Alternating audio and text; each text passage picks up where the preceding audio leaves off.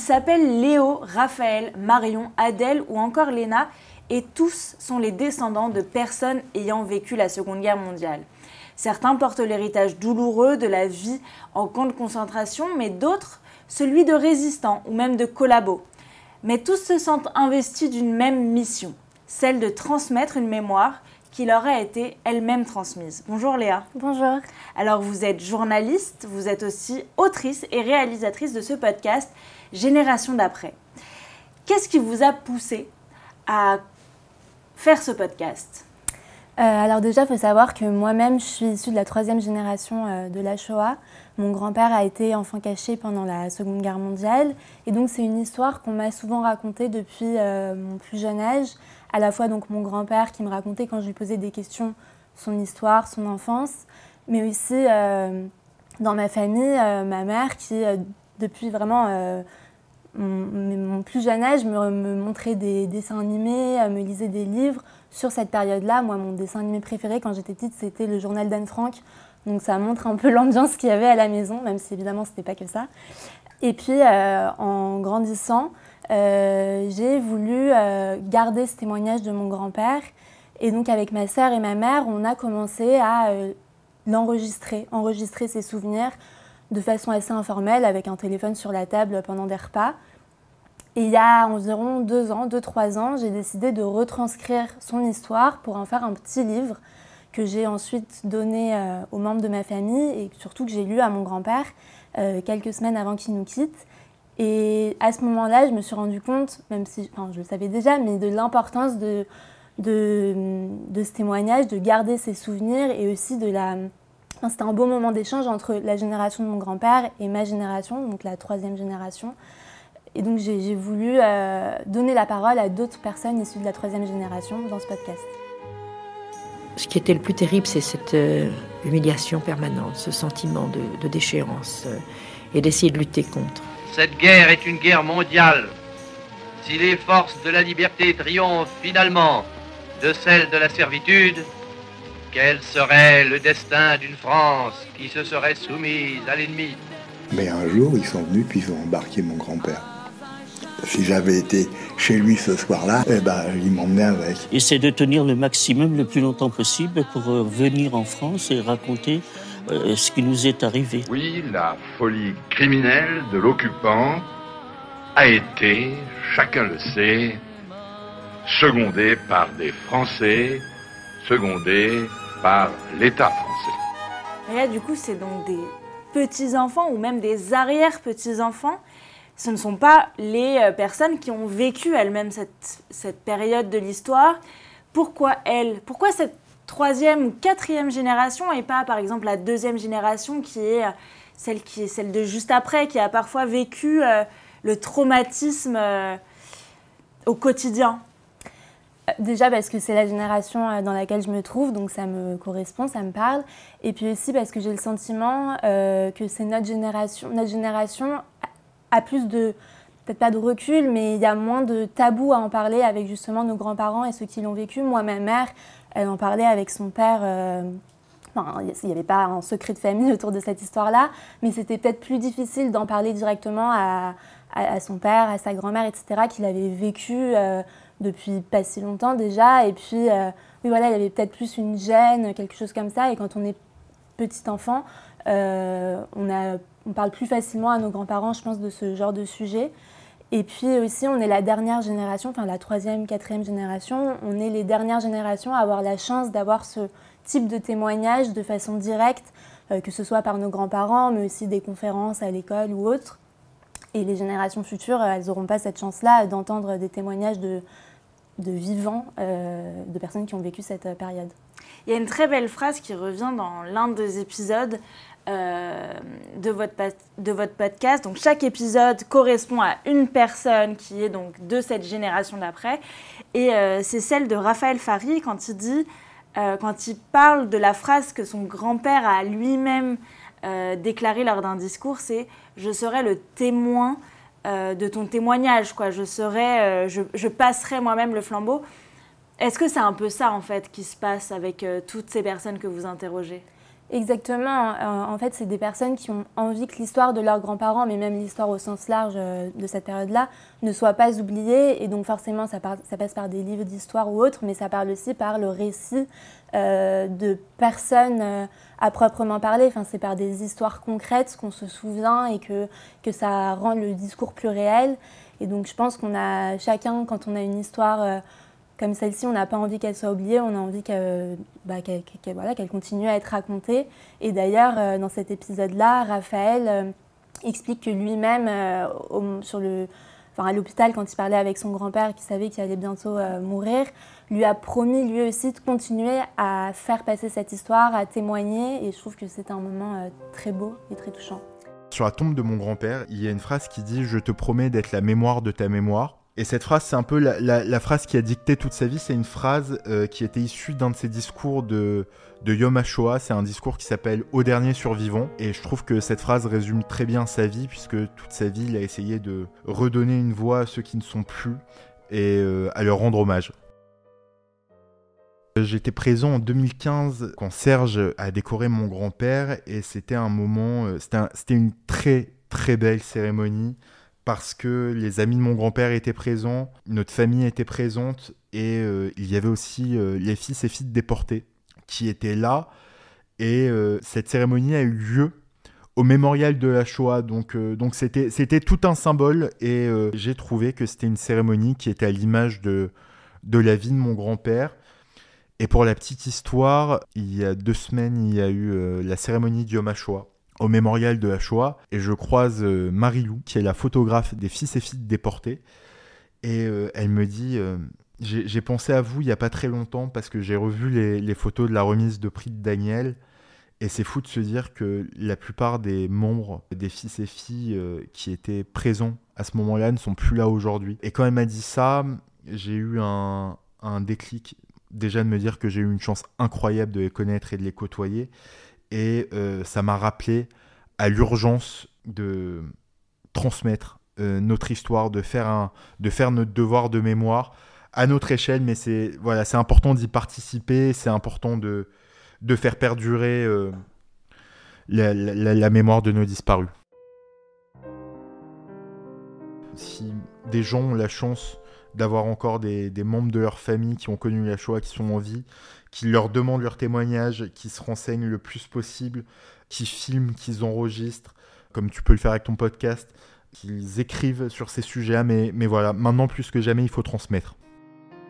Alors, vous parlez de cette mémoire qu'on a envie de transmettre, mais il y a aussi des histoires qu'on n'a pas forcément envie de transmettre parce que vous ne vous intéressez pas uniquement à des petits-enfants ou arrière-petits-enfants de personnes rescapées des camps ou de résistants. Vous avez aussi rencontré des arrière-petits-enfants de collaborationnistes, en tout cas de personnes qui se reconnaissaient dans l'idéologie d'Hitler.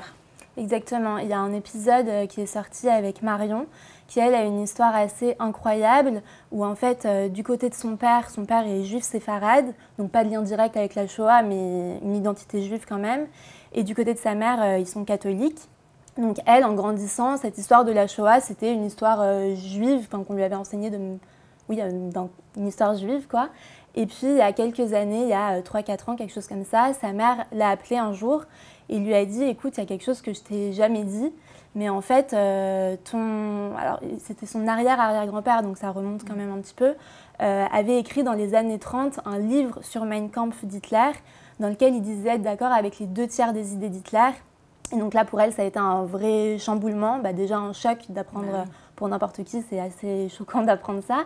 Et puis en plus, comme je disais, elle a la moitié de sa famille qui est juive, donc elle, la première chose qui lui est venue en tête, c'est de se dire, donc potentiellement, mon arrière-arrière-grand-père aurait voulu tuer mes grands-parents de l'autre côté, parce qu'il y avait un antisémitisme assez important. Et donc oui, c'est assez intéressant, ces secrets de famille, c'est aussi quelque chose... Ça crée des failles identitaires finalement, comment on se construit avec cet héritage-là? Elle, en tout cas, ça l'a vraiment chamboulée. Elle a eu du mal à en parler au début. Puis même, elle n'a pas su à qui en parler autour d'elle. Elle ne savait pas comment ses proches, notamment ses amis juifs, allaient recevoir cette information, même si, évidemment, elle le rappelle, et c'est une évidence, on n'est pas responsable de ce qu'ont fait nos aïeux. Mais c'est sûr que ça nous fait poser des questions. Jusqu'à où il est allé en dehors de ce petit texte-là, enfin de ce livre-là. Est-ce qu'il est allé jusqu'à collaborer ou pas? Alors, d'après les témoignages qu'elle a pu recevoir ensuite en allant interroger sa grand-mère, il n'aurait pas collaboré outre mesure, il a juste écrit ce livre-là. Mais ça s'arrêtait a priori à des idées, mais c'est quand même plein de questionnements. Oui, parce que ce qui est intéressant dans ces témoignages, c'est qu'il y en a qui se sont posé la question, ceux qui ne sont pas des enfants de rescapés, ceux qui ne sont pas juifs, c'est de poser la question de quel côté nous on aurait été. Et donc ils apprennent évidemment l'histoire de leur famille et ils voient de quel côté leurs familles ont été, mais ils se posent aussi la question si nous, à cette époque-là, on avait été dans ce cheminement, quel choix on aurait fait, quoi.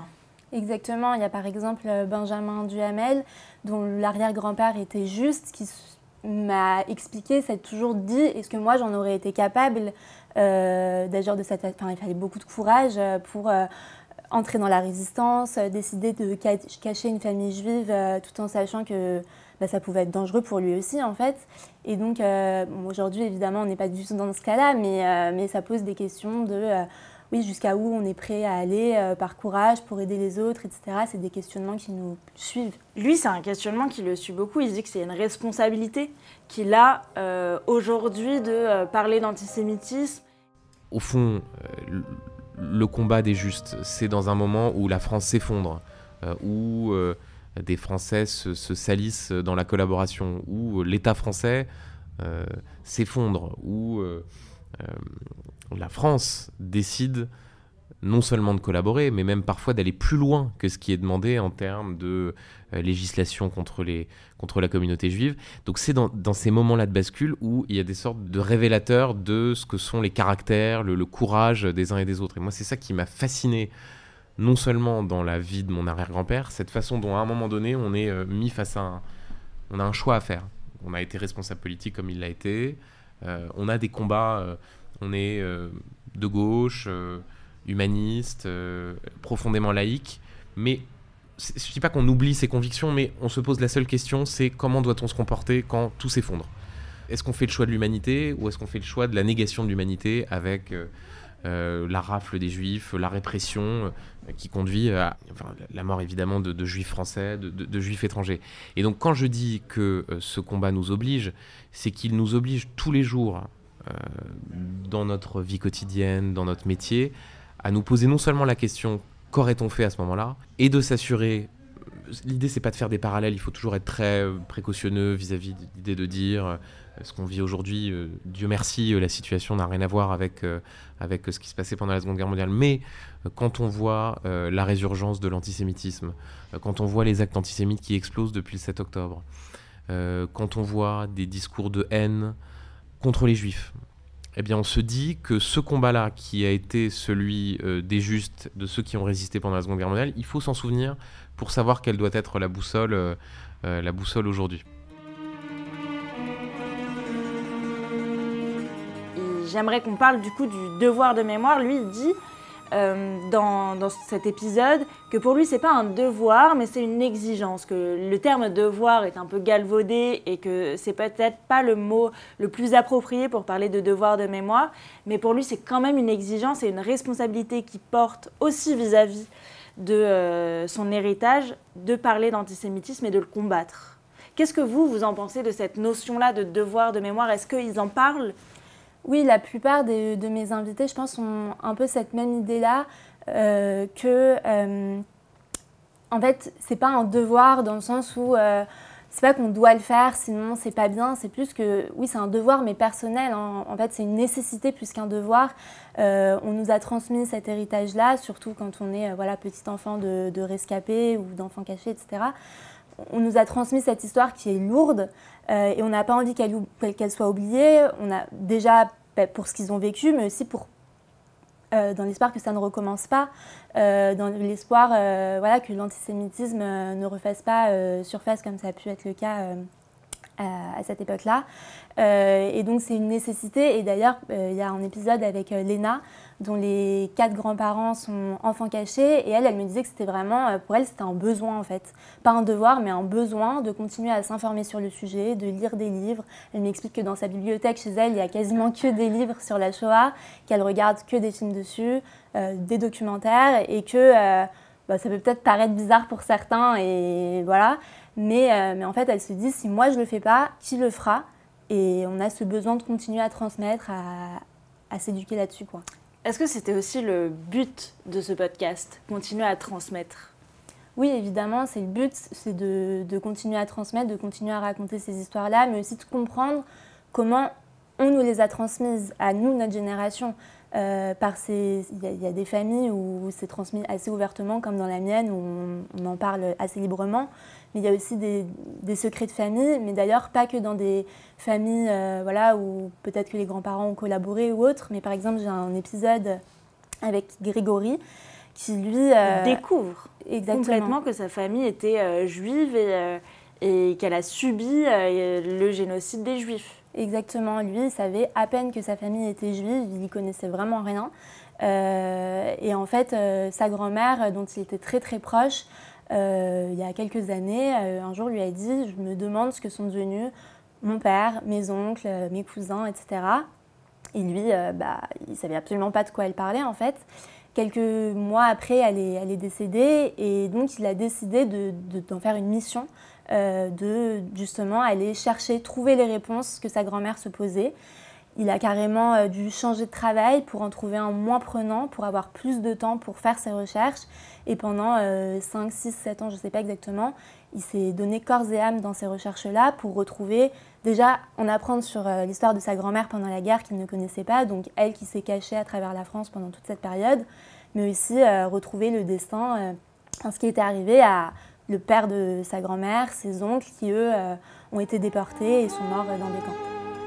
Moi, je m'attendais en fait dans les fonds d'archives à trouver des informations assez parcellaires en fait sur l'histoire familiale. C'est-à-dire que je m'attendais à trouver des patronymes, des prénoms, des dates de naissance, des origines géographiques, etc. Mais ce qui est très étonnant pour moi quand je suis dans les archives départementales, nationales ou spécialisées, c'est de trouver une quantité, une foultitude de détails sur la vie de mes aïeux dans la période qui concerne l'occupation allemande. Alors j'ai découvert en fait toute leur histoire depuis leur naissance jusqu'à leur décès prématuré. Là je parle des personnes disparues et des personnes rescapées, c'est-à-dire 7 personnes, 5 disparus et 2 rescapés. Les 5 disparus, c'est d'abord Martin Goldberg, Jérôme Goldberg, Reiba Goldberg-Cantor, son fils Henri Cantor et enfin Abraham Chaim Frankenstein, et donc ensuite les rescapés, ma grand-mère et mon arrière-grand-mère. Et en fait, j'ai découvert sur ces 7 personnes une histoire qui avait été complètement occultée, en gros. C'est-à-dire que ni les membres de ma famille actuelle,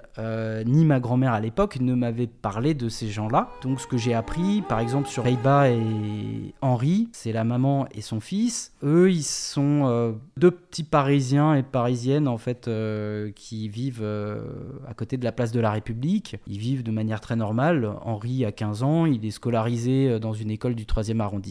Reiba est femme au foyer, elle s'occupe de sa famille, de son mari qui est bonnetier et qui a une bonnetterie aussi dans Paris. En 1941, le mari est raflé lors de la rafle du billet vert, où il est convoqué au commissariat de quartier et puis envoyé dans les camps d'internement du Loiret.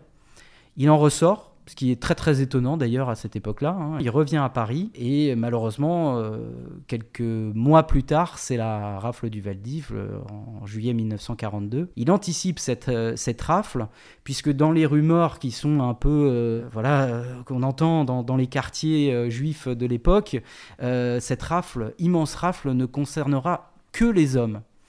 Donc lui, il anticipe et il part en Bretagne. Sauf qu'en fait, cette rafle, elle concernera absolument tout le monde. Et malheureusement, le matin du 17 juillet 1942, les policiers frappent à la porte de Reiba et Henri. Ils les arrêtent et ils sont convoyés vers les camps du Loiret, qui seront pour eux aussi les antichambres de la mort. Pourquoi choisir le podcast ? Il y a beaucoup de livres qui sont faits, des documentaires sur cette histoire-là, beaucoup de petits-enfants aussi qui prennent la plume pour raconter l'histoire de leurs grands-parents. Pourquoi avoir choisi le podcast ? Déjà, c'est un médium que moi j'apprécie particulièrement. Et je trouve en fait, en dehors de son côté pratique, on peut l'écouter vraiment n'importe quand, en cuisinant, dans le métro. Enfin voilà, c'est vraiment pratique, c'est pas encombrant. En dehors de ça, je trouve que c'est surtout un moyen d'entrer dans l'intimité. En fait, on vient simplement avec un micro. Donc déjà, au moment de l'enregistrement, c'est pas impressionnant. Il n'y a pas des caméras braquées sur la personne. On est juste avec un micro et la personne se livre assez librement. Et puis au moment de l'écouter, pour les auditeurs, quand ils écoutent le podcast, on a vraiment accès simplement à la parole de la personne. On se concentre vraiment sur ce qu'elle dit. Et je trouve que ça permet vraiment de rentrer dans l'intimité et de faire passer des récits intimes et sensibles d'une bonne manière. Est-ce que vous allez raconter votre propre histoire dans le podcast ? J'y pense. Je pense que je vais faire un épisode. J'aimerais bien faire un épisode un peu... peut-être un peu différent, dans lequel justement je raconterai à la fois mon histoire et comment elle m'a été transmise, mais j'aimerais aussi intégrer des passages, des entretiens que j'ai pu faire avec mon grand-père, qui seront peut-être pas d'une aussi bonne qualité du coup, mais ça me semble intéressant d'avoir cette double, ces deux voix en même temps et de partager aussi le témoignage de mon grand-père qui, lui, je le disais, a toujours témoigné auprès de ses proches, mais n'a jamais raconté son histoire dans des écoles ou lors de conférences. Voilà. Et est-ce que toutes ces personnes que vous avez déjà interviewées, ça a réveillé quelque chose de parler avec vous ? Je sais qu'il y en a qui en ont parlé à leur famille. Quel effet ça a eu, vous savez un peu ? Par exemple, je sais que Adèle, dont son arrière-grand-père a été résistant et a été déporté pour ça, qu'il a fait plusieurs camps à cause de son engagement dans la résistance. Mais elle, en réalité, elle ne connaissait pas si bien que ça cette histoire. Elle savait qu'il avait été résistant, qu'il était retourné des camps très affaibli et qu'il y avait une histoire de son habit déporté, voilà, qui avait été légué à son grand-père, puis à son père à travers les générations. Mais en dehors de ça, elle ne connaissait pas vraiment cette histoire-là. Et quand moi, je lui ai parlé de mon podcast, le soir, elle est rentrée chez elle, elle en a parlé à son père. Et son père lui a dit, en fait, j'ai une boîte dans le placard qui lui a sorti avec plein de documents. Et donc là, elle a passé la soirée à découvrir des lettres, des témoignages qu'il avait écrits, sa carte de résistance, de résistant plutôt. Enfin voilà, tout plein de documents qu'elle ne connaissait pas. Et donc elle a eu envie de les scanner, de les envoyer aux membres de sa famille, pareil, qui en fait n'avaient pas connaissance de cette histoire-là, parce qu'ils n'en parlaient pas tellement dans la famille. Donc participer à ce podcast, ça a permis pour elle en tout cas d'en apprendre plus aussi sur cette histoire. Merci beaucoup Léa Boukobza. Donc on peut retrouver votre podcast Génération d'après sur toutes les plateformes d'écoute. Et puis vous avez aussi un compte Instagram dédié à Génération d'après. Merci beaucoup Léa. Merci. Alors, l'histoire de ma famille résistante, j'en ai toujours entendu parler. Je savais que mon arrière-grand-père avait été résistant, qu'il avait continué des actes de résistance quand il était en camp de concentration et qu'il avait saboté certaines choses. Malheureusement, c'était quelque chose qui était quand même assez tabou dans la famille. Mon arrière-grand-père lui-même n'en a pas forcément parlé. Mon grand-père, qui était jeune pendant la guerre, étant donné que il avait 9 ans à la fin de la guerre, je pense qu'il garde certains souvenirs et lui-même a du mal à en parler. Donc c'est quelque chose qui est resté quand même assez tabou, malgré le fait que mon grand-père parlait plus de l'après-guerre en fait. Il parlait plus de son ressenti quand son père est rentré ou autre. Le fait que quand mon arrière-grand-père est rentré des camps, il était vraiment très affaibli, qu'il pesait à peine 30-40 kilos et que c'est des choses qui ont marqué mon grand-père. Et c'est ce type de témoignage que je pouvais recevoir de mon grand-père. Mais pas forcément de ce qui s'était passé dans les camps, étant donné que lui-même n'avait pas notion de ce qui s'était passé. Lorsque j'ai parlé de ce projet de podcast à mon père, il était très touché que je décide de participer à ce projet de podcast. Et il m'a dit que, en fait, il avait d'autres documents sur mon arrière-grand-père. Donc, le soir où je lui en ai parlé, il est allé me chercher au fond du placard une mallette. Et dans cette mallette, il y avait absolument tout. Donc, c'était des documents comme les cartes d'anciens résistants, des photos des camps, tous ses écrits, tous les renseignements qu'il avait pu donner en tant que résistant. Il y avait aussi son avis d'arrestation, aussi des photos d'après-guerre des Allemands qui avaient pu le maltraiter durant la période où il était emprisonné ou en camp. Quand j'ai eu ces documents entre mes mains, je me suis sentie un peu privilégiée. J'avais vraiment l'histoire entre mes mains. Enfin, j'ai vécu cette soirée où j'ai découvert ces documents comme un peu me plonger dans la vie de quelqu'un, vraiment. Je me plongeais vraiment, à proprement parler, dans la vie de mon arrière-grand-père, étant donné que c'est des documents d'époque qui sont assez vieux, qui ont perdu de leur encre ou autre. Je me sentais un peu comme dans une enquête policière. Donc du coup, je devais remettre dans l'ordre le périple de mon arrière-grand-père, et donc j'ai commencé un peu à analyser ces documents et à observer. J'ai donc décidé de scanner ces divers documents pour le partager à ma famille et que eux aussi puissent prendre connaissance de cette histoire familiale. Pour moi, c'est évident que s'il a gardé tous ces documents, c'est absolument pas anodin. Je pense qu'il y a une volonté du devoir de mémoire derrière. C'était trop dur pour lui de raconter son histoire, donc s'il a laissé tous ses écrits et toutes ses cartes de résistants, tous ses documents, c'est vraiment pas par hasard. C'est vraiment pour le devoir de mémoire et ne pas oublier ce qui s'est passé et ce qu'il a vécu.